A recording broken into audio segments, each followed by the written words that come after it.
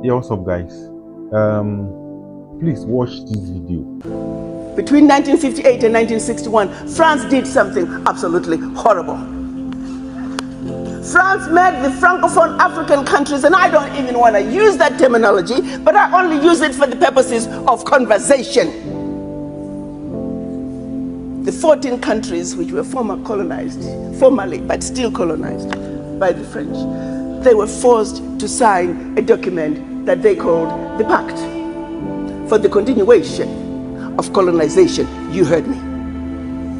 The Pact for the continuation of colonization. If you want your independence, you must sign this.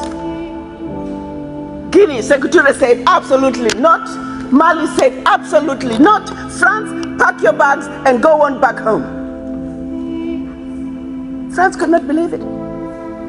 Could not understand that an African country, these monkeys, do not want to be affiliated to France. They said, we will show you. So history tells us France went into those two countries, took everything that they thought they had brought to those two countries, including the last teaspoon and chair, proceeded to pour concrete into the sewage pipes, completely devastating the two economies. The then newly appointed president of Ghana, Kwame Nkrumah, in his efforts to rescue these two economies, created the first ever union of any African states, Ghana, Guinea, and Mali.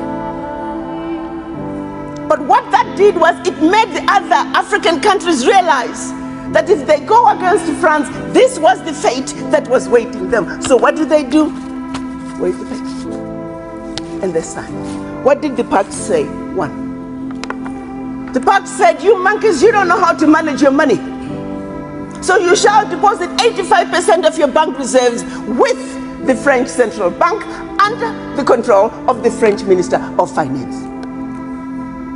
And that France is going to take your deposits from the individual countries, pool them together, invest them in the French stock market under the French name.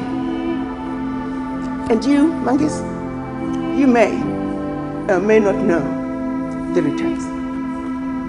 Latest figures are showing this is still going on since 1958. France today is collecting out of Africa over $500 billion before investing. And when they finish investing this money, for every 14 billion out of Africa, they're recognizing over 300 billion. Now do the math.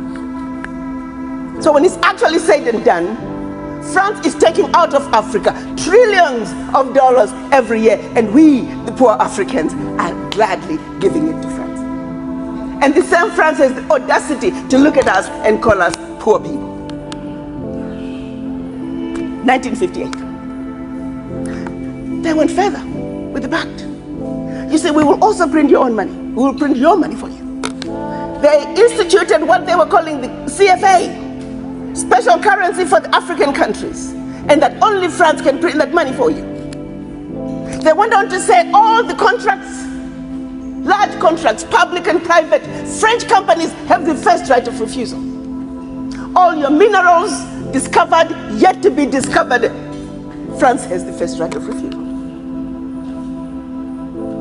Now, my brothers and sisters, if one of you was to wake up one morning and you're president of one of those countries, and your chief of staff walks in first day and starts reading you out the do's and don'ts as stipulated by the Pact for the Continuation of Colonization, what power do you have?